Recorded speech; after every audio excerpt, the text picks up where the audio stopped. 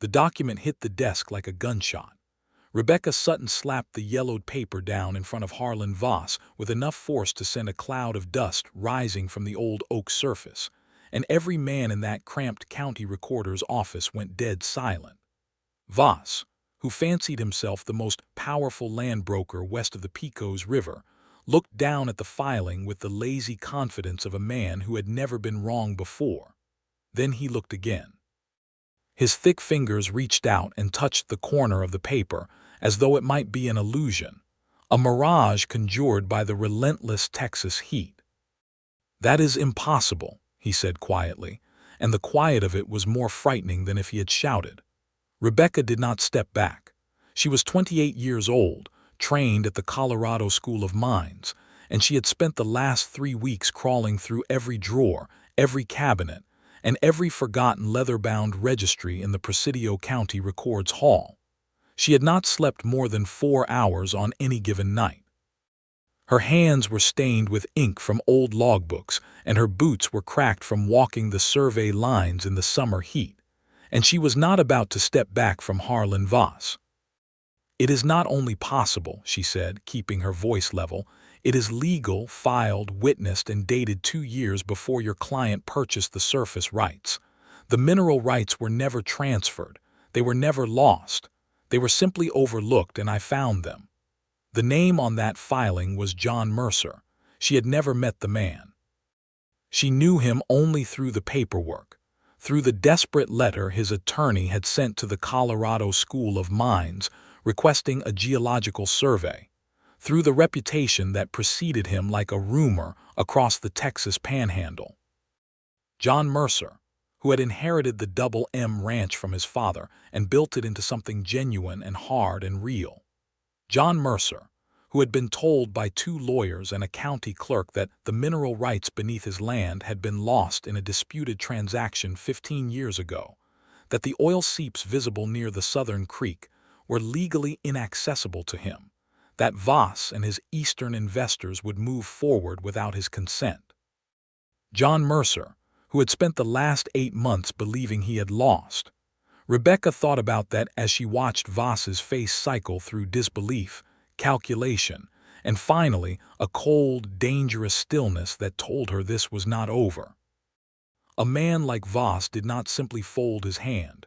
He looked up at her, and she saw in his eyes the thing she had expected to find there, not defeat, a threat. "You had better be very certain about what you are holding, Miss Sutton," he said. "Dr. Sutton," she replied, "and I am." She had arrived in Presidio 3 weeks earlier on the southbound stage from El Paso, in the summer of 1887, with 2 leather satchels, a geological hammer, a surveying compass, a set of sample vials, and a mind that had been sharpened on rock strata and legal land descriptions since she was 19 years old. The West Texas sky had been the color of hammered copper when the stage rolled into town, and the driver had looked at her with open skepticism when she asked to be let off near the county building rather than the hotel. She had not explained herself to him. She rarely explained herself to anyone who had not earned the explanation. The letter from the law office of Beaumont and Chase had reached her in Denver, where she had just completed a survey for a silver operation outside of Georgetown. The letter was brief and honest, which she appreciated. A rancher named John Mercer was facing the imminent loss of his mineral rights to a group of Eastern speculators operating through a broker named Harlan Voss. 2 previous geological surveys had been inconclusive regarding the depth and commercial viability of the oil seeps. The rancher's legal team had exhausted conventional avenues of title research. Would Dr. Sutton be available to perform an independent geological and archival survey? The fee offered was generous. But that was not what made her say yes. What made her say yes was the phrase the attorney had used without perhaps realizing its significance. He had written, somewhat offhandedly, that the original land patent from 1861 had been filed under a dual rights provision common to Spanish land grant conversions, and that no subsequent document had ever explicitly severed the mineral estate from the surface estate, yet both parties were treating the severance as a foregone conclusion. That phrase lodged in Rebecca's mind like a splinter, treating the severance as a foregone conclusion. She had seen that assumption destroy rightful claims before. She had also seen it be reversed. She took the stage south.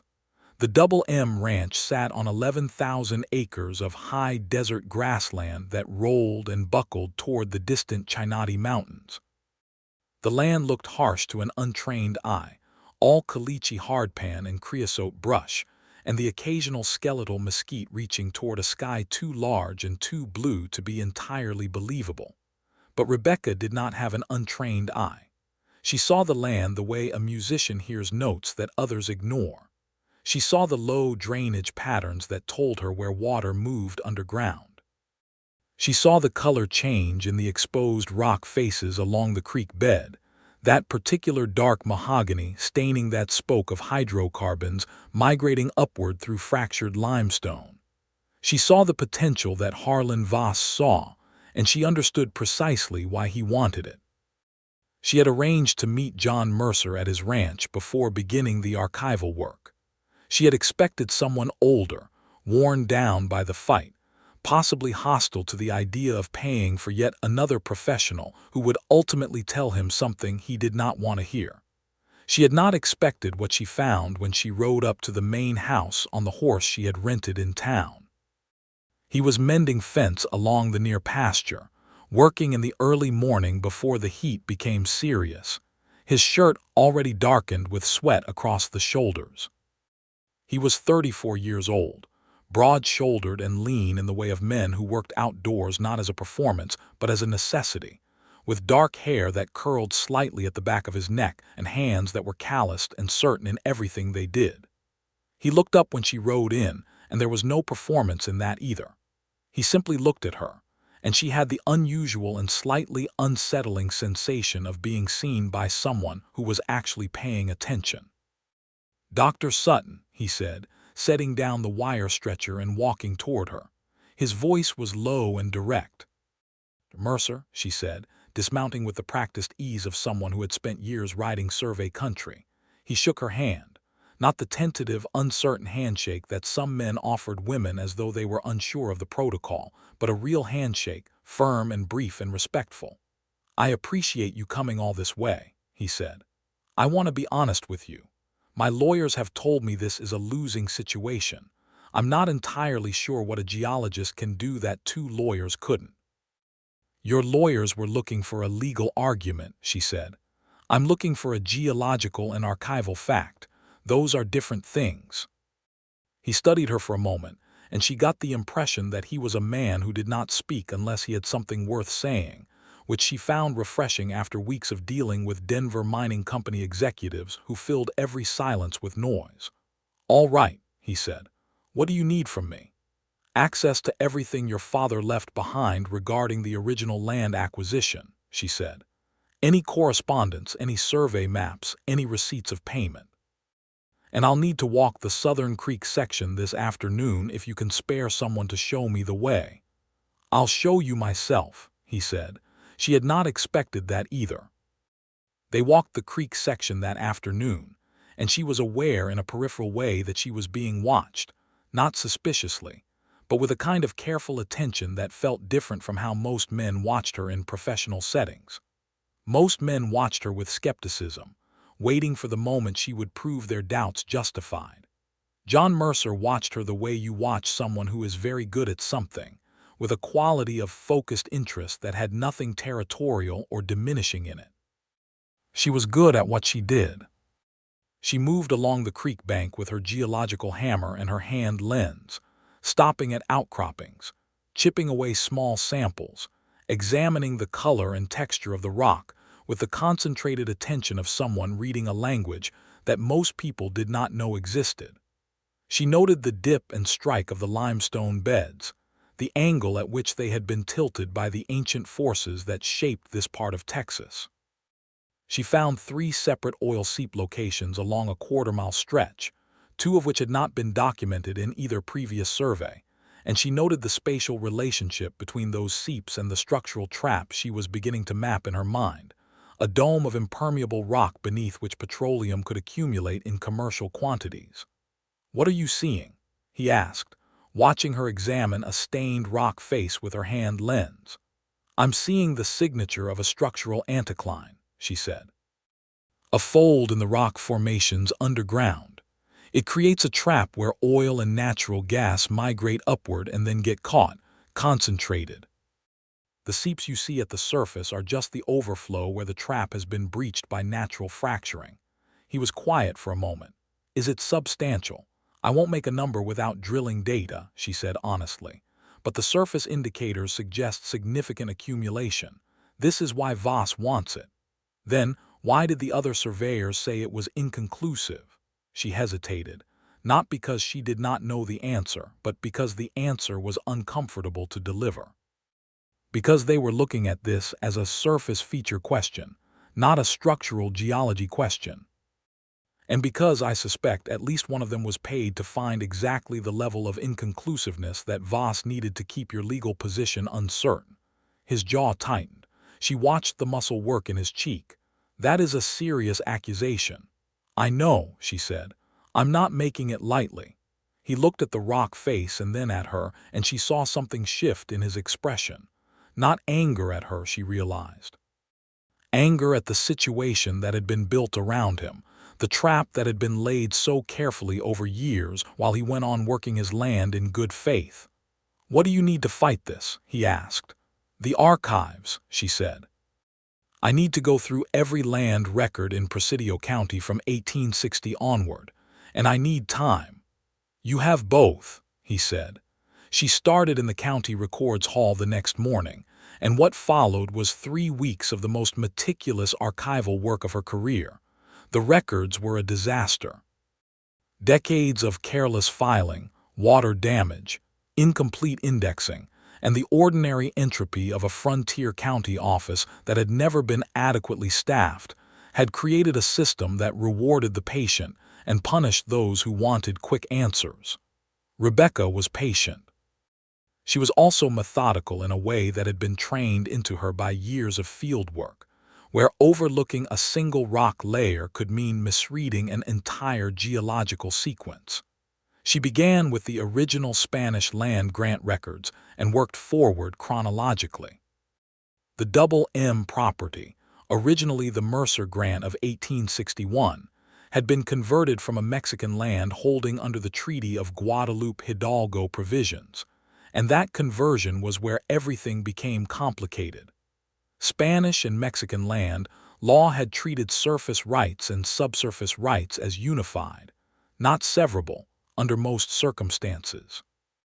American land law was in the process of evolving toward different conventions during this period, and the records from this era were often ambiguous precisely because the legal framework was itself in transition. She found the original dual rights provision on the 11th day, buried in a collateral filing associated with a water rights dispute from 1866 that had never been fully resolved. It was a single paragraph, in the cramped and careful handwriting of a county clerk who had clearly understood its importance, even if no one afterward had bothered to look for it. The paragraph stated explicitly that the mineral estate of the Mercer property was to be treated as inseparable from the surface estate under the terms of the original grant conversion, and that any subsequent transaction affecting only the surface title would not be construed as affecting the mineral title without explicit written conveyance of the same. Rebecca read that paragraph 3 times. Then she sat back in her chair in the dim and dusty records hall and felt the particular satisfaction that she had learned to associate with moments of genuine discovery, not euphoria, but a clean and certain clarity. She had found it. The filing that everyone had overlooked, that no subsequent attorney or clerk or surveyor had ever dug far enough to locate, that Harlan Voss had either missed or deliberately avoided documenting. The mineral rights had never left the Mercer family. They had never been conveyed, never been lost, never been transferred. They were John Mercer's, and they had been his all along.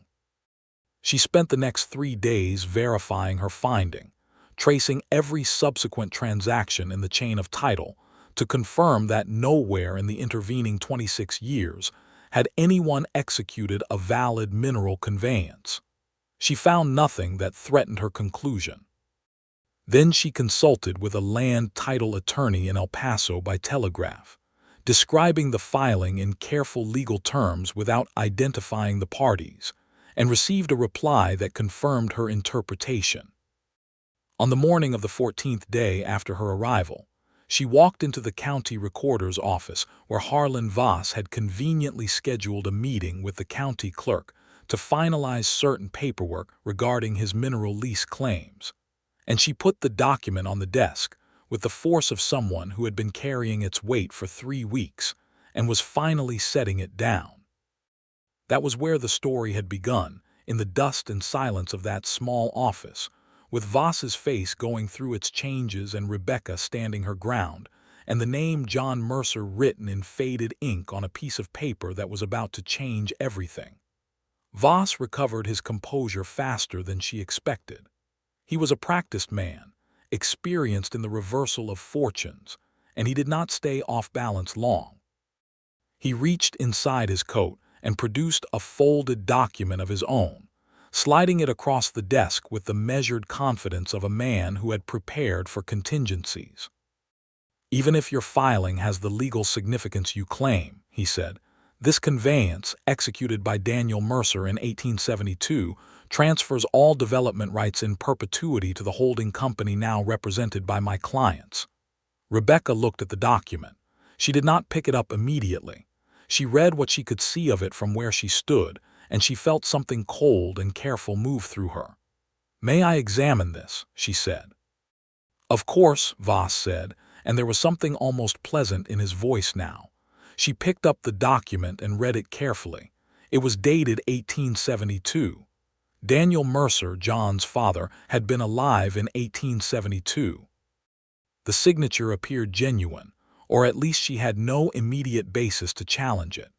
The language was complex in the way that documents designed to obscure their meaning were complex, dense with subordinate clauses and defined terms that redirected the reader's attention away from the core transfer of rights. But she had read hundreds of documents like this one. She read the core transfer clause and felt the cold thing in her sharpen to a point. "This document transfers development rights," she said slowly, "which it defines in Section 3 as the right to extract surface minerals including coal and salt deposits." Voss said nothing. "It does not reference petroleum or natural gas," she said. "In 1872, petroleum extraction was not a developed industry in this part of Texas.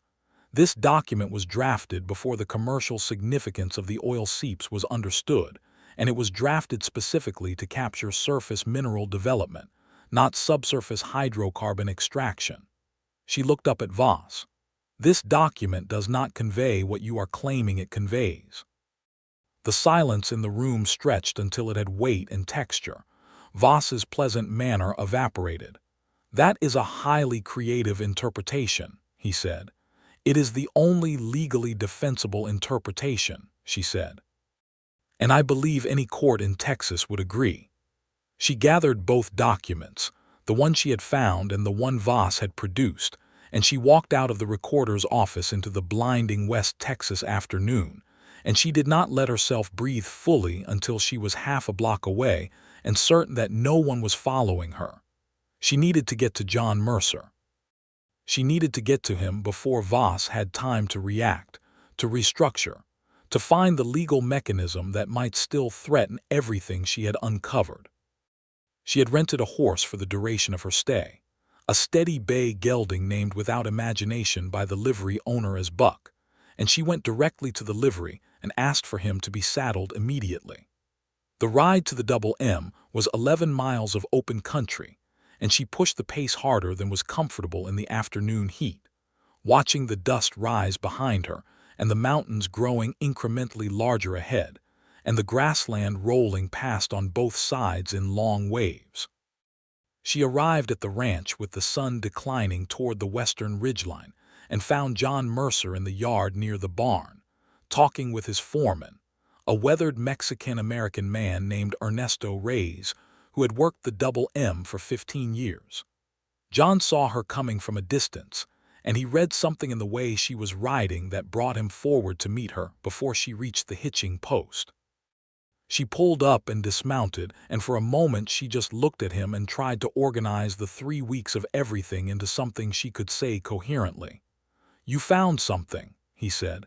It was not a question. "I found everything," she said.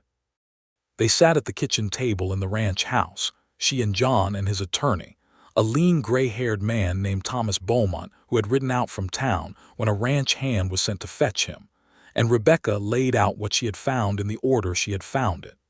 The dual rights filing from 1866, the unbroken chain of titles showing no valid mineral conveyance, the 1872 document that Voss had presented, and why it did not mean what he claimed it meant.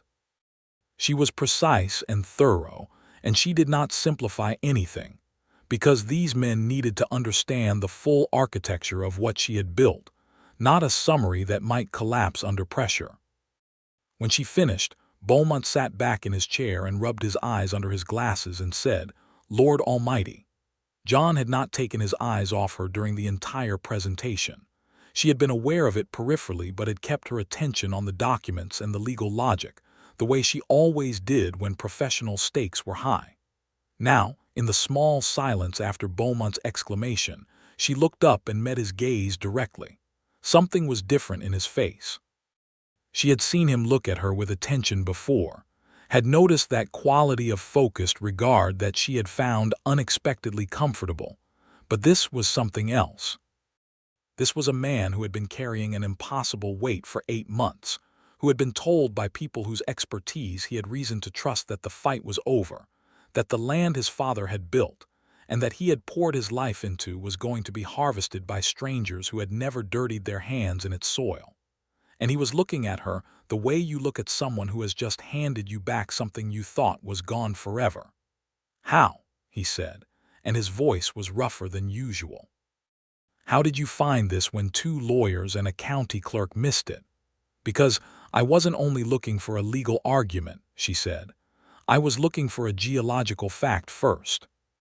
I understood the value of what you had before I understood the legal mechanism that should protect it. When I knew what was at stake geologically, I knew what kind of original filing would have been made, and I knew approximately when and under what circumstances. That narrowed my search." He shook his head slowly, and she saw the thing in his eyes that she had not expected, the depth of it. "I owe you an apology," he said. She frowned slightly. "For what?" "For being skeptical when you arrived," he said. "I wasn't outright about it, but you probably saw it. I've been let down by enough experts that I stopped believing in them." "You were right to be skeptical," she said. "You had no reason not to be." "I had a very good reason," he said quietly. "I just didn't know it yet." She felt warmth move through her at that, unwelcome in the professional context, not entirely avoidable as a human one. She redirected her attention to Beaumont, who was already making notes on the legal strategy for the next morning. They worked through the evening. Beaumont prepared the documentation for a formal challenge to Voss's mineral lease claims, incorporating Rebecca's archival findings as the evidentiary foundation. She rewrote her geological survey report to explicitly address the structural trap formation and its relationship to the legal boundaries of the Mercer property. They shared a late supper at the same kitchen table, she and John and Beaumont, eating beans and cornbread and dried beef that the ranch cook had left on the stove, and the conversation ranged from the immediate legal strategy to the broader context of what was happening across West Texas as Eastern capital moved in to extract what it could from land it had no intention of nurturing. John was thoughtful about it in a way that surprised her. He was not simply reactive, not simply a man defending his property out of territorial instinct. He had thought about the economics of it, about what petroleum development would mean for the region, about whether it was possible to manage it in a way that didn't simply destroy everything else the land supported. "If there's oil under my land," he said, "I'm not opposed to developing it. I'm opposed to someone else taking it from me without my consent and without compensation, and I'm opposed to development that would poison the creek and drive out the cattle operation that actually keeps this place alive between seasons. Those are separable concerns, she said. You can develop mineral resources and maintain surface operations if the development is done properly. It requires careful well placement, proper casing to protect the water table, and operational protocols that prevent surface contamination. You know about that too, he said. I know about the geology, she said. The operational side is engineering, but yes, I know enough to know it's possible. Beaumont went back to town after supper to prepare the filings for the following morning. John walked him out to his horse, and Rebecca stayed at the table, organizing her documents and making final notes in her field journal. The ranch house was quiet except for the distant sound of cattle settling for the night and the occasional call of a nighthawk outside the window. It was a particular kind of quiet that she associated with places that had been worked rather than merely inhabited, a quiet with texture and history in it. John came back inside and stood in the doorway for a moment, looking at her at his table in the lamplight with her papers spread around her and her pen moving quickly across the page. "Can I get you anything?" he asked. "Coffee. There's whiskey if you'd rather." "Coffee would be welcome," she said without looking up. He made it himself on the wood stove and brought it to her in a plain ceramic mug and set one down for himself across the table and sat down again. It was a comfortable thing to do, she thought. There was no awkwardness in it. "Tell me about your work," he said. "How you came to do what you do." She looked up from her notes. Most people who asked that question were not actually asking it. They were performing interest while waiting to express skepticism about the notion of a woman doing this kind of work. But his question had the quality of his attention, direct and genuine. "My father was a mining engineer in Pennsylvania," she said. "He took me to work with him from the time I was very young because my mother died when I was 8, and there was no one else to look after me. I grew up underground. I grew up learning to read rock the way other children learn to read books. And the formal training, Colorado School of Mines. I was the second woman to complete their geological survey program. The first one went to work in England. I stayed in the West because this is where the geology is most legible to me. Everything here is exposed, raw. The East has been worn smooth." He nodded as though this made complete sense to him. "What's the hardest part of what you do?" he asked. "Not the technical part, the real hard part." She considered that honestly. "Being dismissed before I've been heard," she said. "Walking into a situation where people have already decided what I can and cannot know, so they're filtering everything I say through that prior decision. I've learned to work around it, mostly by being so correct so consistently that the dismissal eventually becomes untenable, but it costs time and energy that should go into the actual work." "That seems like a profound waste," he said. "It is," she agreed, "but it is the cost of doing something that people have decided in advance is improbable." He was quiet for a moment, turning his coffee mug between his hands. "I did that," he said. "Not as badly as some, I think, but I did it. When you first rode in, I thought, well, she seems competent enough, let's see." "Yes," she said simply, because it was true and there was no point in pretending otherwise. "I'm sorry for that." "You've said that already," she said, not unkindly. "I meant it both times," he said. She almost smiled. She was aware of it, the almost smile, because she did not smile readily at work and she was still, at least technically, at work. But there was something about this man, about the particular quality of his directness and his willingness to be wrong without making it a performance, that made the professional boundary between them feel more porous than she was entirely comfortable with. She went back to her notes. He drank his coffee and did not try to fill the silence, and she found that she appreciated that most of all. She slept that night in the spare room of the ranch house, because riding back to town in the dark after the day she had seemed pointless, and John had offered the room without any awkwardness whatsoever. She lay awake for a while listening to the sounds of the ranch settling into night, the soft moving of horses in the barn, the wind against the shutters, and she thought about the filing she had found and what it meant, and then, against her more disciplined intentions, about the way John Mercer had looked at her across the kitchen table and said, "I meant it both times." The next morning brought complications. Voss had not been idle overnight. He had telegraphed his Eastern clients, and they had telegraphed their lawyers in San Antonio. And by the time Rebecca and Beaumont arrived at the county recorder's office to formally file the challenge, there was already a representative from a San Antonio law firm waiting for them.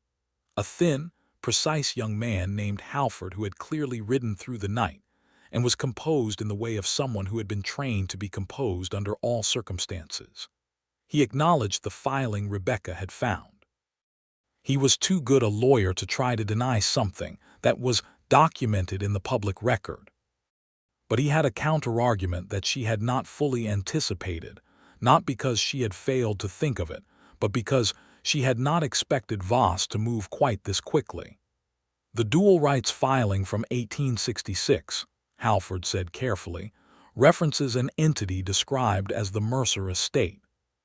We contend that the controlling interest in that estate passed out of the direct Mercer bloodline through a series of inheritance complications following Daniel Mercer's death in 1883, and that the current holder, John Mercer, is in fact the adopted rather than biological heir, which under the specific language of the 1866 filing creates ambiguity regarding the succession of mineral title. Rebecca felt the air in the room change. She looked at Beaumont. He was very still. "That is a matter of family record," Beaumont said carefully. "Yes," Halford agreed, "which is why we have filed a petition requesting access to those records." She did not let herself react visibly. She was very good at not reacting visibly. But her mind was already moving through the implications, through what this meant legally, and what it meant in the context of everything she had built over the last 3 weeks. And she was already looking for the structural flaw in Halford's argument the way she would look for the structural flaw in a geological formation. She found it on the ride back to the ranch, which she made faster than was comfortable, pushing Buck into a long trot that ate up the miles. She found it not in the legal language, which was Beaumont's territory, but in the geological and archival record, which was hers. The 1866 filing did not reference bloodline. It referenced ownership. And ownership, she was fairly certain, was not restricted to biological succession under the land law of this period. Adopted heirs had full inheritance rights under Texas statute by 1887. The question was whether the 1866 filing's specific language could be construed to restrict those rights. That was a question for a judge. But she could make the evidentiary case as strong as possible first. She found John in the barn, which was where she was beginning to understand he went when things were difficult, not to hide, but to work with his hands, which seemed to help him think. He was cleaning tack with the focused, methodical attention of someone who was not entirely present in the barn, but was going through the motions because the motions were familiar. She told him what Halford had argued. He set down the bridle he was cleaning and was quiet for a long time, long enough that she wondered if he was going to say anything at all. "You know," he said finally, "I know that Daniel Mercer adopted you in 1874, she said. "It's in the land records, referenced in a water rights filing. I noticed it and noted it, but it didn't seem relevant until now." He looked at her. There was something careful in his face, something that had been open before and was now partially closed, not hostile but protective. "Does it change anything?" he asked. "For the legal case?" "I don't believe it does," she said. "The 1866 filing references ownership, not bloodline, and Texas law fully recognizes adopted heirs. But Voss is trying to create enough ambiguity to delay proceedings and perhaps find a sympathetic judge." He nodded slowly. "And the other part," he said, "the personal part. That is not my concern," she said. "My concern is your mineral rights." "You're not curious," he said, and there was something in his voice she couldn't quite read, a kind of testing, not of her motives but of her character. "I am not curious about things that are not my business," she said. What I know is that Daniel Mercer raised you, gave you his name and his land, and that what you have built here is yours by every legal and moral measure I can apply. Everything else is private." He looked at her for a long moment, and she watched the careful protective thing in his face ease slightly. "My father," he said, using the word with deliberate emphasis, "was the best man I have ever known. He found me in Abilene in 1874. I was 10 years old and I was not in a good situation. He brought me here and he taught me everything. He never once made me feel like the arrangement was provisional or conditional. This land was as much his gift to me as it was his inheritance to pass on, and it is mine." "Yes," she said, "it is." He looked at her very directly. "Thank you," he said, "for not making it more complicated than that." "It is not complicated," she said. They worked through the afternoon on the evidentiary response to Halford's argument. Rebecca went back through the 1866 filing with particular care, building a textual analysis that demonstrated the ownership-based rather than bloodline-based language, and cross-referencing it with 6 other Texas land filings from the same period that used comparable language in succession contexts where biological connection was not at issue. She was building a wall of precedent, brick by brick, using the archival record as her material. In the late afternoon, when the shadow of the barn roof had stretched far across the yard and the heat was finally beginning to break, she went outside to clear her head and walked toward the southern pasture, not thinking about anything in particular, just walking and letting the land reset her eyes.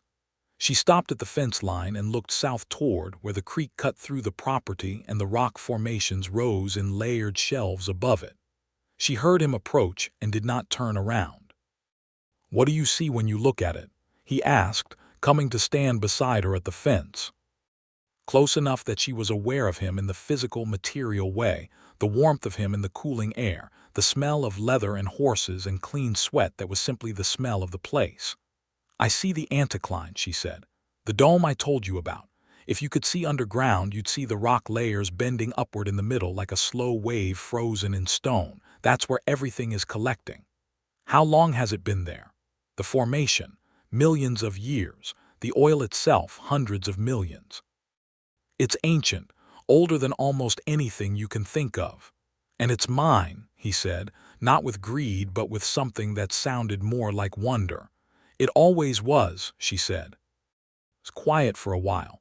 Below them, the creek caught the declining sun and threw it back in broken pieces. "How long are you in Presidio?" he asked. "Until the legal matter is resolved," she said, "which may be some time depending on how aggressively Voss pursues the delay strategy. And after," she turned to look at him. He was looking at the creek. "I have another survey request in Wyoming," she said. "A potential coal seam near Cheyenne." He nodded slowly. "Wyoming. It's where the work is," she said. He finally looked at her. The light was very good at this hour, she thought distractedly, the way the desert light went low and golden and made everything look more clearly itself than it had all day. "I'd like to ask you something," he said, "and I want you to know before I ask it that your answer won't affect anything about our professional arrangement or my respect for your work." "All right," she said carefully. "Would you have supper with me tonight? Not working supper, just supper." She felt the warmth again, the one she had been keeping at a professional arm's length. She considered it honestly, the way she considered everything honestly. "Yes," she said. His smile, when it came, was not practiced or strategic. It was simply genuine, and it changed his face in a way that she found very interesting to observe. They rode back to the house as the sun went down, and the sky went through all its colors, the copper and the rose and the deep sustained violet that came just before the dark, and she noted them without trying to turn them into something they were not. They were what they were. They were beautiful. She had been in many beautiful places and rarely had time to simply stand in them, and there was something slightly alarming about the fact that she was taking time now, that she wanted to. Ernesto and 2 of the ranch hands had taken the horses in, and the ranch cook, a compact and efficient woman named Clara who had been with the Double M since before John's father died, had left a meal on the stove. John heated it and brought it to the table and they ate by lamplight, and the conversation moved as it had the night before with ease and range, and that quality of genuine attention that she was finding increasingly hard to be cautious about. He asked her about the School of Mines. She told him about her professors, about the ones who had been extraordinary and the ones who had been obstacles, about the field seasons in Colorado where she had learned to read rock the way the land intended to be read, at ground level with her hands in it. She asked him about the double M before his father died, about what it had been, and what he had tried to make it. He talked about it with a directness and lack of sentimentality that she respected, acknowledging the struggles without wallowing in them, noting the things his father had built that he was trying to preserve, the things he had built himself that were entirely his own. "What made you choose cattle?" she asked. "The land chose it," he said. "This grass is good for cattle. I'm not fighting the land, I'm listening to it. Same as what you do, I think. You listen to it." "Yes," she said, and meant it more than the single word could carry. "Exactly that." Later, after the dishes were cleared and Clara had gone home to her own family in the workers' housing near the barn, they sat with coffee on the porch in the dark, in the particular kind of West Texas darkness that has true depth to it, that lets you see stars the way they were before cities came, and made that impossible. She was aware that she had not sat on a porch in the evening with anyone in a very long time. Her life was surveys and stage coaches and hotel rooms in small towns and the deeply satisfying but fundamentally solitary work of reading the earth. "I'm not good at this," she said, not intending to say it out loud. "At what?" he said quietly. She hesitated. "At being still," she said, which was true but was not entirely what she had meant. He seemed to know that. "What else?" he said. She looked at the stars. "At allowing the possibility of things that are inconvenient to the way I've arranged my life." He was quiet for a moment. When he spoke, his voice was careful and warm and completely honest. "I have not met anyone like you," he said. "And I mean that specifically, not as a generality. What you did in those archives, what you understood about this land from the first afternoon you walked it, the way you think and the way you work and the way you refuse to simplify yourself for anyone. I have not met anyone like that." She turned to look at him in the darkness. She could see the outline of him, the set of his shoulders, the way he held himself. "I am inconveniently in Wyoming after this," she said. "Wyoming is not the ends of the earth," he said. "It might as well be," she said. "Survey seasons are 3 to 4 months at a stretch. I've managed a cattle operation for 11 years, he said. "I understand seasons." She almost smiled again. This time she let herself. "You are not what I expected," she said. "What did you expect?" "Someone who would be polite but fundamentally uncomfortable with what I am," she said.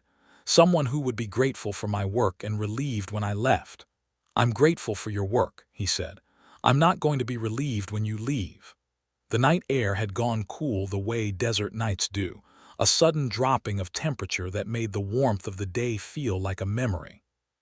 She was aware of the closeness of him, and of the fact that she had not wanted to be this close to someone in a very long time, that she had built the distance into her life as a practical necessity and had stopped questioning it. She looked at him and he looked at her, and she thought about the geological concept of unconformity, the place in a rock sequence where two very different periods of Earth history come into contact, where something that was one kind of world meets something that was an entirely different kind of world, and the contact between them is where the most interesting things happen. "I'll be here a while longer," she said quietly. "Yes," he said. "You will." The legal battle took another 2 weeks to resolve, and they were 2 of the most active weeks of Rebecca's professional life.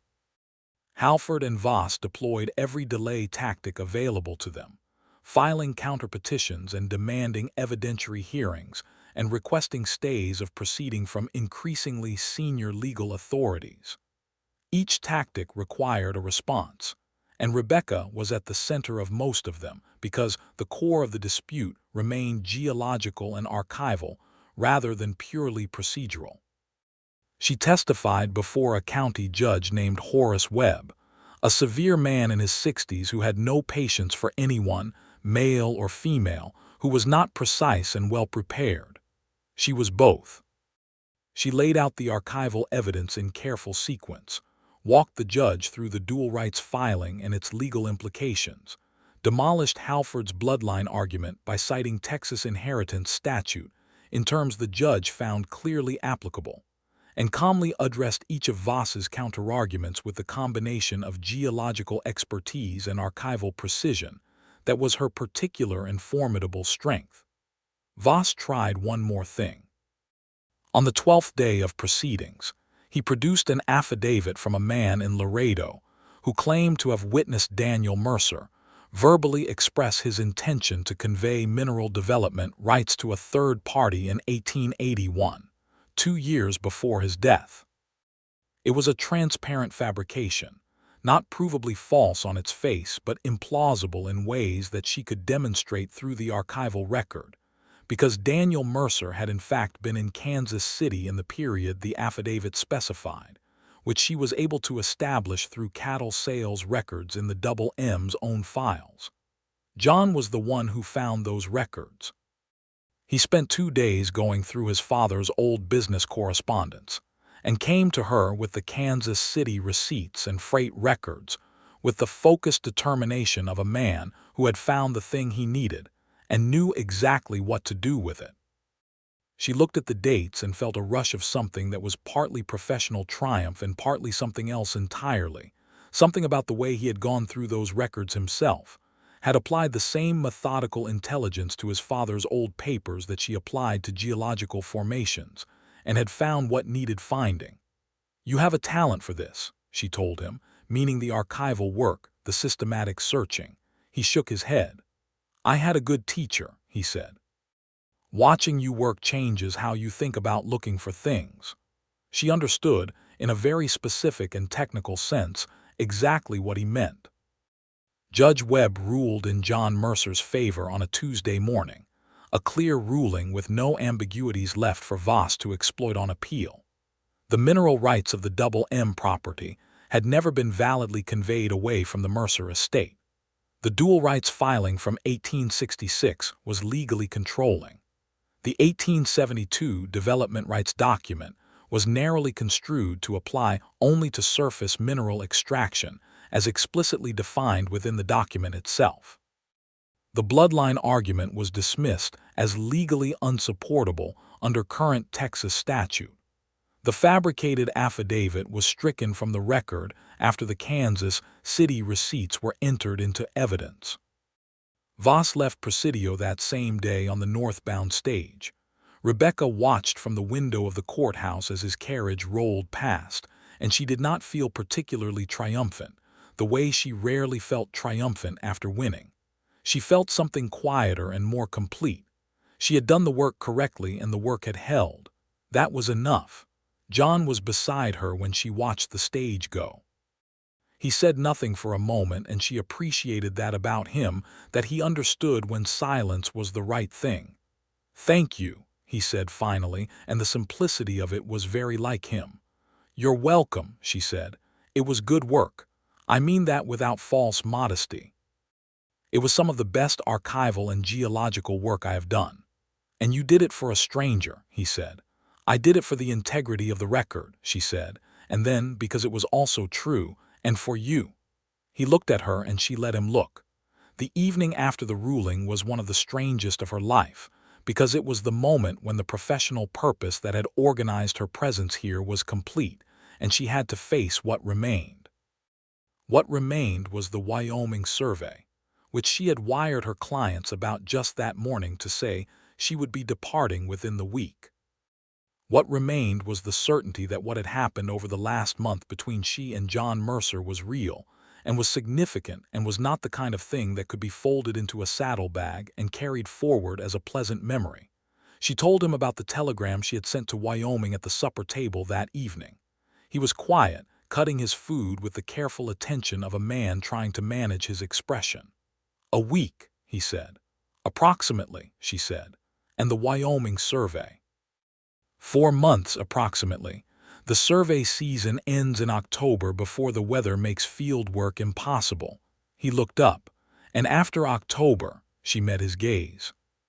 "I don't have anything booked after October," she said, which was true. She had not booked the next survey yet, which was unusual for her. She was usually contracted 3 months in advance. "I have a proposition," he said, and he said it carefully, the way he said everything he considered important. "When the Wyoming survey is complete, come back here, not as a geologist, or not only as a geologist. There's oil on this land, Rebecca, and if I'm going to develop it properly, I need someone who understands both the geology and the operational requirements, and who I can trust completely. I'm asking you to be that person." She studied him. "That is a professional proposition," she said. "It is also," he said, equally careful, "the framework within which I am hoping a rather different kind of proposition might eventually fit. But I am aware that you are not a woman who wants to be rushed or managed, and I am aware that what I want and what you want are not the same question, and I am asking you to let me ask you properly when the time and the distance have been dealt with honestly." She felt the warmth move through her, and this time she did not manage it or direct it or turn it toward something more professional. She let it be what it was. "That is a remarkably well-constructed sentence," she said. "I've had time to think about it," he said. There was a slight roughness in his voice that he was not entirely controlling. "For months," she said. "Wyoming, and then I will come back." "For months," he agreed. She reached across the table and put her hand over his, and felt the roughness of his palm and the steadiness of his hands that had held wire and rope and bridle, and had also, that last week, held the pages of his father's old business letters with the same care.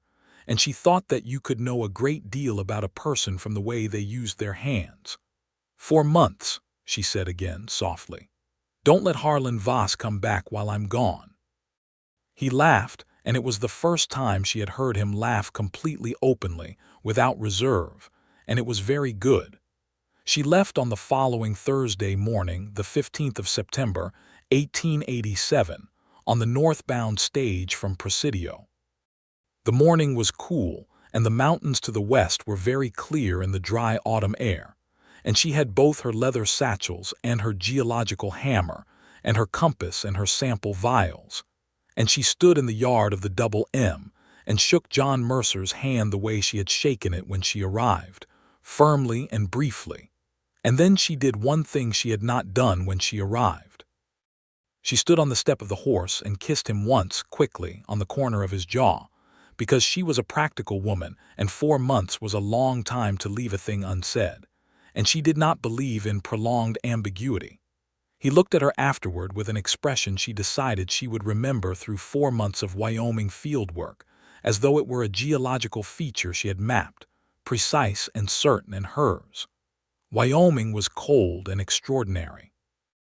The coals seam near Cheyenne turned out to be deeper and more extensive than the client's initial assessment had suggested, and the survey was technically demanding in ways that required all of her skill and more than a little improvisation.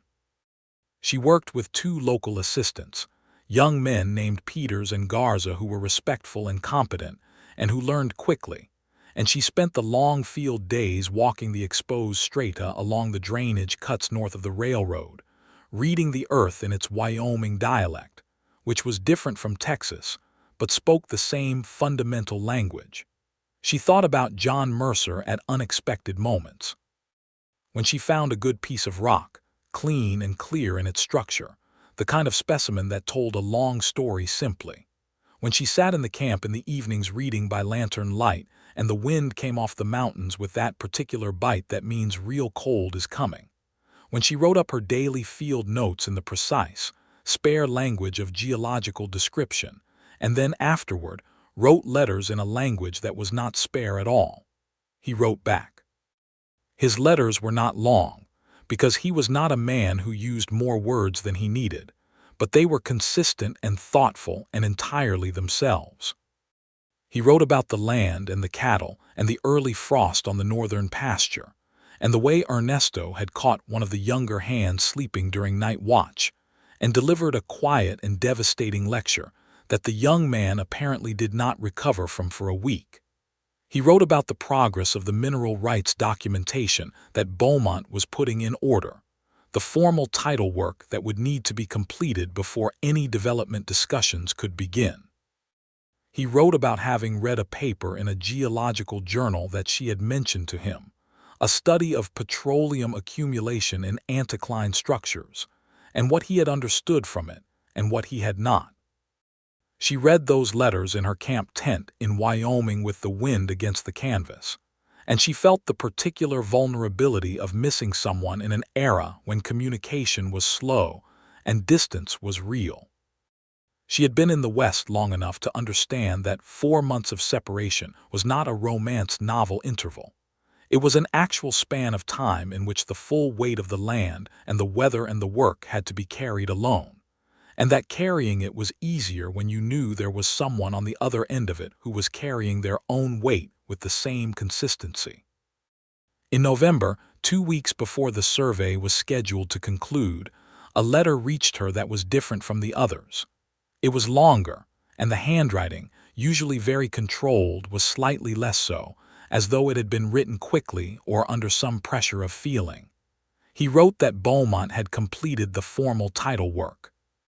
He wrote that the first independent assessment of the mineral estate value had come back from a Houston firm, and the number was larger than either of them had expected, large enough to change everything about what the Double M could be and could do. He wrote that 3 development companies had already contacted Beaumont with preliminary interest. He wrote that he did not want to move forward on any of it without her input, not because he doubted his own judgment, but because her judgment on this was better than his and he knew it. And then, at the end of the letter, in the slightly rougher handwriting that was different from the careful legal and business sections, he wrote, "I have been thinking about what I said to you before you left, about a proposition. I want to be clear that I am not asking you to fit yourself into something I have already decided. I am asking whether you would be willing to build something entirely new with me, starting from nothing except this land and what you know, and what I know, and the fact that I have not wanted a week to end faster than I did the week after you left." She read that last paragraph 3 times in the tent with the Wyoming wind against the canvas, and then she sat with it for a while in the way she sat with significant geological discoveries, giving it the space it deserved, not rushing toward it or away from it, just letting it be what it was. Then she wrote back, immediately, in a letter that was not spare at all. She completed the Wyoming survey on November 18th, filed her final report with the clients in Cheyenne, collected her pay, and took the southbound train to Denver, where she packed her belongings from the boarding house where she kept a room between surveys, and then took the connecting line south and west toward Texas. The landscape changed as she traveled, from the gray and white geometry of late autumn Wyoming to the tan and rust of New Mexico, and then into the high desert of West Texas. And she watched the transition from the train window with professional appreciation and personal impatience that she would not have admitted to 2 months earlier. She arrived in Presidio on the 28th of November, 1887, in the early afternoon. She had not telegraphed ahead, which she recognized was a slightly theatrical choice that was not entirely characteristic of her, but she had wanted to arrive as herself rather than as an anticipated event, and she thought John Mercer was the kind of man who would understand that distinction.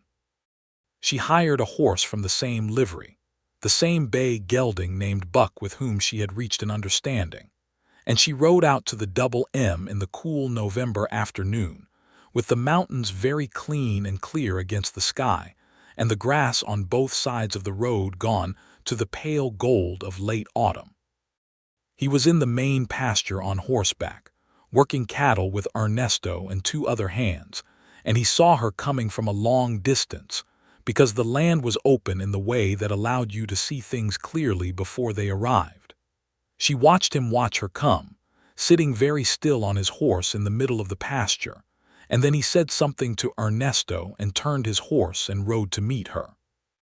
They met at the pasture gate, 2 people on horseback in the November afternoon, and he looked at her the way she had imagined being looked at in the Wyoming tent on the nights the wind was loudest, with that particular quality of attention and recognition that meant he saw exactly who she was and wanted exactly that. "You came back," he said. "I said I would," she replied. "You did," he agreed. They rode back to the ranch house together, and Clara had apparently been monitoring the road from some vantage point, because coffee was hot, and there was fresh cornbread on the table when they arrived, and she left the kitchen with a discretion that was its own kind of commentary. John took Rebecca's coat and hung it on the peg by the door, and they sat at the same kitchen table where they had worked through 3 weeks of impossible archival challenges, and it was not the same as it had been in September. The professional structure was gone now, or had changed its nature, and what remained was just the two of them in the November light. He put the mineral assessment on the table between them, and she read it, and he watched her read it, and she could see in his face the same controlled excitement she felt in her chest when she was looking at promising geological data. "This is significant," she said. "Yes," he said. "I need your help with the development approach, not as a contracted consultant, as a partner." She looked up from the assessment. "A partner. In the mineral development," he said, holding her gaze, "and in the other thing I wrote about in November." She folded her hands on the table with deliberate composure. "You mentioned something about building from nothing," she said. "I did. And you mentioned that you had not wanted a week to end faster than the one after I left." "Also accurate," he said. "John," she said. "Rebecca," he replied, and the way he said her name was very different from how anyone had said it to her in the context of work. It had nothing professional in it. It was simply her name said by a man who had been waiting 4 months to say it in person. "I am going to want to continue my survey work," she said. "Not constantly, not instead of everything else, but it is what I am and I cannot simply stop being it." "I know that," he said. "I would not ask you to. This land is going to require careful management of the development process," she said. "I have opinions about well placement and operational protocols and environmental controls that are not always what the development companies want to hear." "Good," he said. "I want someone who will not tell them what they want to hear." "I am difficult," she said. "You are extraordinary," he corrected quietly. "Those are not the same thing." She looked at him across the kitchen table in the November light and thought about the geological concept of unconformity again, about the contact between two very different worlds, and about the fact that what happened at those contact points was always the most interesting thing in the formation. "Yes," she said. "All right." He reached across the table and took her hand the way she had taken his in September, and the feeling of his hand over hers was as solid and certain as good rock. They were married in March of 1888 in the small Presidio church, with Ernesto and Clara and Thomas Beaumont as witnesses and half the county in attendance, because John Mercer was known well enough in Presidio to draw a crowd, and because the story of the mineral rights battle had traveled in the way that good stories travel in small frontier communities, thoroughly and with embellishments.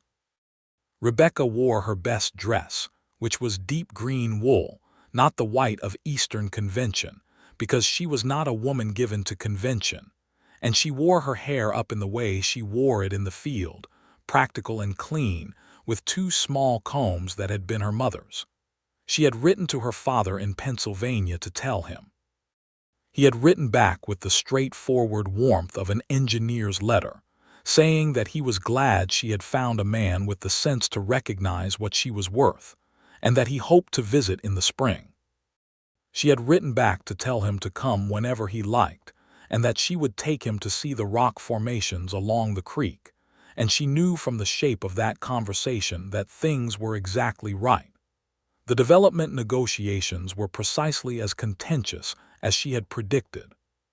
3 different companies made proposals in the spring and summer of 1888, and she sat at every negotiation as an equal participant, not a technical consultant brought in to answer specific questions, but a full party to the discussion. and the development companies had to adapt to that or find someone else's land to exploit, which they were unwilling to do given the quality of the formation. She insisted on wellbore casing requirements that exceeded standard practice, on surface drainage controls that protected the creek and the aquifer, on a development timeline that was phased to avoid overextending the surface operations. One company representative, a man from Pennsylvania named Aldrich, tried to speak over her during a particularly technical discussion about subsurface pressure management, and John, who had been listening with the focused attention he always brought to things that mattered, said very quietly and very directly that Dr. Mercer's technical assessment was the controlling input in this discussion, and that if Aldrich disagreed with her conclusions, he should bring a geologist of equivalent qualification to the next meeting. Aldrich did not bring another geologist to the next meeting. She had not expected to feel quite so moved by that moment. It was not that she needed his defense. She was entirely capable of her own defense, but there was something about the way he had said it without ceremony or performance, simply as a statement of how things were, that struck her in a place she had kept carefully guarded. She told him so that evening, and he looked slightly surprised that it had meant so much. "It is simply true," he said. "Why would I say it any other way?" She kissed him properly for that, which he did not object to. The first well was drilled in the fall of 1888, positioned exactly where she had recommended based on the structural anticline map she had built during her initial survey. And when it came in well, not a gusher in the dramatic manner of the stories that would circulate in later decades, but a steady, commercially significant flow that validated every element of her geological assessment. John stood beside the drill rig and watched the oil come up, and she stood beside him, and she felt the particular deep satisfaction of a prediction made on the basis of careful science being confirmed by physical reality. He put his arm around her shoulders, and she leaned against him, and they watched the oil flow in the November afternoon, and she thought that there was something very right about the two of them standing here, between the land they had defended and the resource they had found, and that the rightness of it had nothing to do with convenience and everything to do with what they were, separately and together. By the spring of 1889, the Double M was operating 2 producing wells and generating revenue that transformed the financial foundation of the ranch entirely. John managed the surface operations with the same steady competence he had always brought to the cattle work, adapting the ranch operations to coexist with the mineral development rather than compete with it, which was harder to do than the theory suggested but possible if you were paying attention. Rebecca managed the geological monitoring and the development company relationships, and spent 4 months in the summer completing a survey in New Mexico that she had accepted before their marriage, and that John had encouraged her to do, because he understood what field seasons meant to her. She came back from New Mexico in September of 1889 with samples and field notes and a geological report that she was very pleased with, and also with a fairly certain understanding of something that had changed in the months she had been away.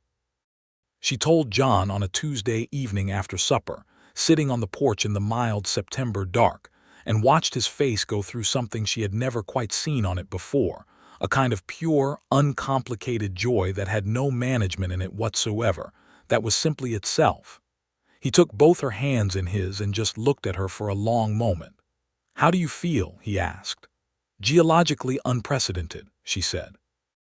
He laughed and pulled her toward him and held her with the same certainty and care with which he did everything, and she thought that certainty, real certainty, the kind you have earned rather than assumed, felt like the best rock formation she had ever put her hands on. Their son was born in April of 1890, on the Double M, with the spring coming on outside and the cattle in the north pasture, and the 2 producing wells running steadily to the south. They named him Daniel, for the man who had made the ranch possible, And Rebecca felt in the naming of him a kind of full-circle completeness that she had not expected to feel so strongly. She held him in the afternoon light of the bedroom and thought about Daniel Mercer, who had found a 10-year-old boy in Abilene and brought him to this land and given him his name and built everything that had allowed this moment to exist. And she thought about the 1866 filing in the cramped handwriting of a careful county clerk, the overlooked thing that had protected the right to all of it. John sat beside her on the bed and looked at his son with that quality of attention that he brought to everything that mattered. And she thought that if she had to describe to anyone what love looked like in its most practical and irreducible form, she would describe the way John Mercer looked at his child and his wife in the afternoon light of the Double M Ranch in April of 1890. Ernesto Reyes came to the doorway later that evening to see how things were going and nodded at the baby, with the approving gravity of a man who had been part of the ranch long enough to feel its continuities personally. And Clara brought a pot of soup that nobody had asked for but everyone was glad of. And that was how the evening went, in the quiet warmth of people who had built something together. Her father came from Pennsylvania that summer, as he had promised, and she took him to see the creek formations on the first afternoon he arrived, and he walked the outcroppings with the same geological instinct she had inherited from him, stopping at the same exposures she had stopped at 3 years earlier, making the same notations in his own field book. And she walked beside him and thought about how the things we inherit from people we love become so thoroughly our own that it is sometimes hard to say where the gift ends and the self begins. He met John over supper, and they liked each other immediately in the way that certain men who have no pretensions between them tend to like each other. And he held Daniel at bedtime and looked at his daughter over the baby's head with an expression she knew, because it was the same expression she had found on John's face in April, that particular uncomplicated thing. "You did well," her father said to her later, when John had gone to check on the late feeding and she was cleaning up the kitchen. "I did the work correctly," she said, which was how she expressed almost everything. "Yes," he said, "that too."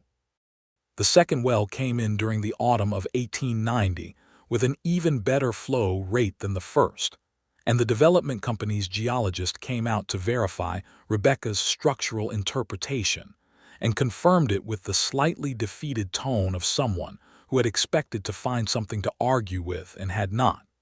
She noted his expression without dwelling on it. She had stopped needing that kind of validation some time ago, or perhaps more accurately, she had transferred the need for it to the only audience whose opinion of her work she found genuinely interesting, which was the land itself. In the spring of 1892, she spent 2 months surveying a copper property in Arizona at the request of a small mining company whose principles she trusted, and she brought John with her for part of it, 3 weeks in the field working the Arizona formations together. He was not a geologist, but he was a man who learned by watching and who had been watching her work for 4 years, and he had absorbed more geological reasoning than most people who had not studied it formally. She showed him the copper sulfide staining on the exposed rock faces and the structural controls that focused the mineralization, and he asked questions that were better than some she had received from junior survey assistants, and she told him so. "You're an excellent student," she said, which in her vocabulary was very high praise. "I had an excellent teacher," he said, for the second time in their acquaintance. "You said that before," she pointed out. "It was true before," he said.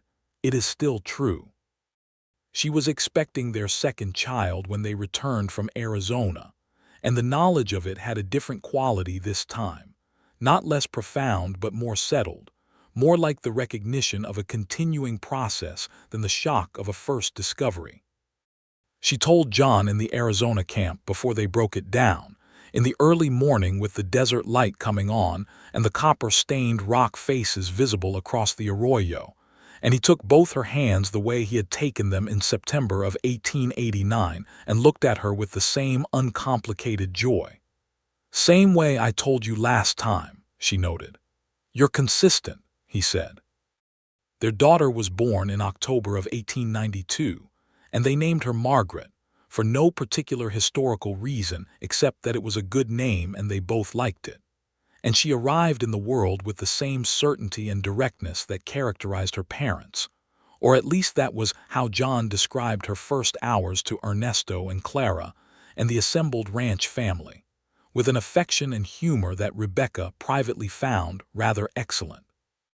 Thomas Beaumont retired from his law practice in 1893, and the formal legal work for the mineral development was taken over by his younger partner, a woman named Eliza Crane, who had read law under Beaumont after her own considerable difficulties getting formal legal training and who was, in Rebecca's assessment, going to be extraordinary.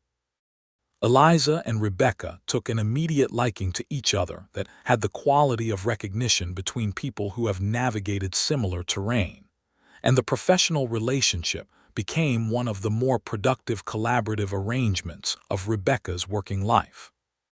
By 1894, the Double M was running 5 producing wells, and the cattle operation had been substantially expanded using revenue from the mineral development, and the ranch was employing 14 people full-time and supporting several families from the surrounding area.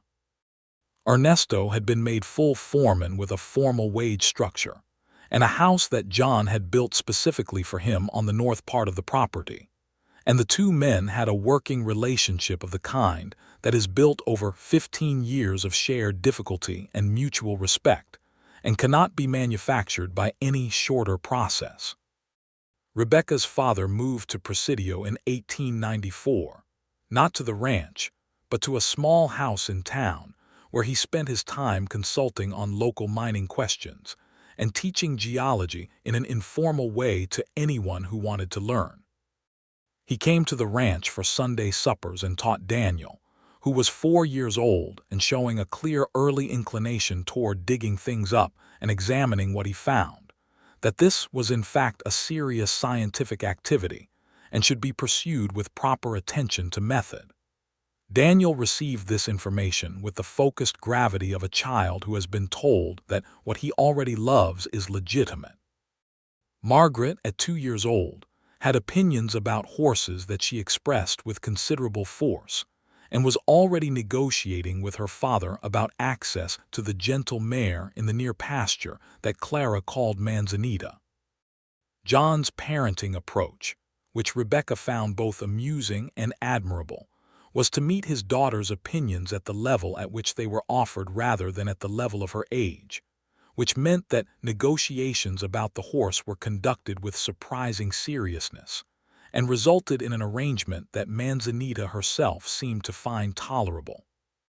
In the late summer of 1894, Rebecca received a letter from the Colorado School of Mines asking whether she would be willing to return to Denver for a week to deliver a series of lectures to the survey program students on structural geology and archival research methods as applied to mineral rights disputes.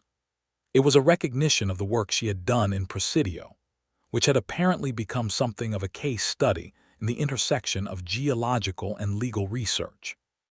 She was pleased by the invitation, genuinely pleased, not because she needed the recognition, but because it gave her the opportunity to teach what she had learned to the next generation of people who would do this work. She went to Denver in September, leaving Daniel with John and Clara and the full support structure of the ranch, and she lectured for 5 days to groups of mostly young men and a handful of young women who sat in the front rows of the lecture room with the concentrated attention of people who understood that what was being offered was real, not theoretical. She was a good lecturer because she could not be imprecise. The geological instinct for clarity of observation applied to communication as well as to rock. She came back to the Double M on a Saturday afternoon to find John in the kitchen making a genuine effort at supper that Clara had left instructions for, and Daniel sitting on the kitchen floor with a collection of rock samples that he had apparently been reorganizing according to some system he was developing, and the house smelled of wood smoke and coffee, and whatever John had done to the stew that was approximately correct. She stood in the kitchen doorway and looked at the two of them and felt the thing she associated with coming home. Not a sentimental thing, but a structural one. The sense of being part of a formation that had built up over time through layer after layer of real experience and would hold. John looked up when she came in, and his face did the thing it always did, that uncomplicated thing. "The stew is good," he said, a little defensively. "I have no doubt," she said, and hung up her coat and went to see what Daniel had discovered in the rock samples. And the evening arranged itself around them all in the ordinary and extraordinary way of their shared life. In 1896, Rebecca completed a major geological survey of the Permian Basin sedimentary sequence that would become, several decades later, a foundational document in the understanding of what was then an only partially recognized petroleum province. At the time of its completion, it was received with interest by the Texas geological community, and with somewhat more excitement by the development companies who understood its implications for future exploration. She published the formal results in the Transactions of the American Institute of Mining Engineers, the first woman to publish in that journal on a petroleum geology topic. John read the published paper with the careful attention he brought to geological topics, which was by now considerable, and told her afterward that it was the best thing she had written, not because of its technical quality, which he was not entirely equipped to judge, but because you could feel in it what she actually saw when she looked at the land. "That is a literary observation," she said. "I read it twice," he said. "That is still a literary observation," she said, "but I'll take it." Daniel was 6 years old in 1896 and had progressed from reorganizing rock samples to asking questions about them that required his grandfather and his mother to actually think before answering, which they both found genuinely satisfying. He had the quality of attention that his father had, that focused, patient regard, applied to geological objects rather than to land and cattle, which meant that the Double M's small but growing sample collection was in a constant state of reorganization, according to increasingly sophisticated criteria. Margaret was 4 and had graduated from negotiating access to Manzanita to riding Manzanita, with a confidence that her father found somewhat alarming and her mother found entirely expected. She had opinions about everything, and expressed them in the direct manner that seemed to run in the family, and she had decided at 4 years old that she wanted to be a doctor when she grew up, a decision she had apparently reached on the basis of a conversation with Eliza Crane about the law, during which she had concluded that medicine was more interesting because it involved the inside of people. Rebecca heard this theory from John one evening and considered it seriously. "She may be right," she said. "She is frequently right," he said. "It is both admirable and slightly exhausting." The years passed in the way that full years pass, marked by seasons and by the accumulation of the things that are built rather than found. The Double M continued to grow, carefully and without excess, with the mineral revenue supporting the surface operation rather than supplanting it, which had been Rebecca's operational argument from the beginning, and which proved out over time as other properties in the region that had been developed without that discipline ran into the complications she had predicted. Voss himself was reported in 1895 to have lost his primary eastern investors following a disastrous venture in a Louisiana salt dome property where the geological assessment had been, as was apparently his pattern, optimistic to the point of fraud. She felt no particular satisfaction at this news. She felt a considered absence of surprise. In the autumn of 1897, a young woman arrived in Presidio on the southbound stage from El Paso with 2 leather satchels and a geological hammer, and asked to be directed to the county record's office rather than the hotel. And the story went around town that Dr. Mercer of the Double M had agreed to mentor her, because the young woman had written asking for guidance on a mineral rights dispute that had a structural similarity to the Mercer case, which was by then well known in Texas geological and legal circles as an example of what careful archival and geological work could accomplish. Rebecca met her at the records hall on her second day in town, a 23-year-old woman named Frances Hollies, who had completed 2 years at the Colorado School of Mines before the funding ran out, and who had the kind of intellectual precision that Rebecca recognized because she had been that person 20 years ago, before the training and the field seasons and the accumulated weight of knowing what she knew.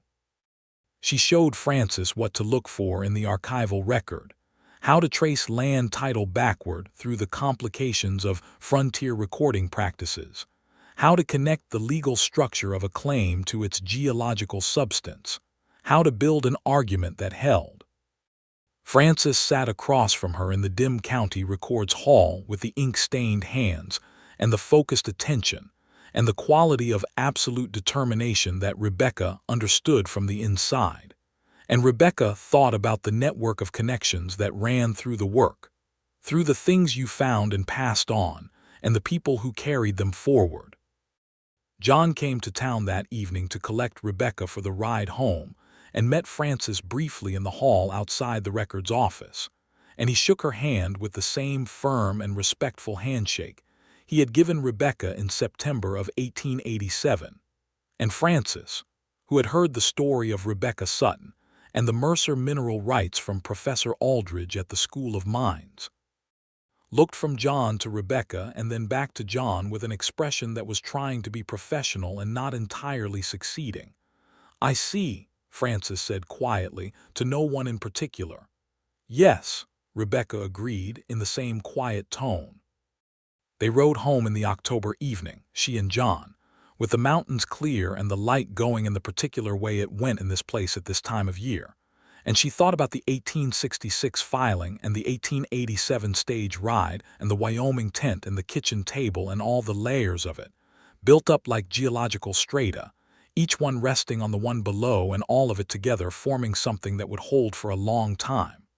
"Frances will be good," she said. "She will," John agreed. "She has that look you had." "What look?" "The one that says she can already see what everyone else is missing," he said. She considered that. "You noticed that when I arrived." "I noticed everything when you arrived," he said, in the same direct way he always had. She reached across and took his hand, and they rode home to the Double M with the last of the October light on the mountains, to Daniel and Margaret and Clara's supper, and the quiet of the ranch settling into evening, and the old house with the kitchen table, where the documents had been spread 3 weeks after she had arrived in Presidio with 2 leather satchels and a geological hammer, and the particular and formidable skill of a woman who knew how to look for the thing everyone else had overlooked. The mineral rights had never been lost. They had simply been waiting for someone to find them, and she had, and everything that followed from that finding had been built on the solid foundation of that single overlooked filing, the way the best geological structures are built, layer by layer over time, from the deep and reliable bedrock upward into everything you can see. She had found the filing. She had found the land. She had found the man who worked it with the same steadiness and intelligence and care that she brought to the earth itself. And she had built something that would hold.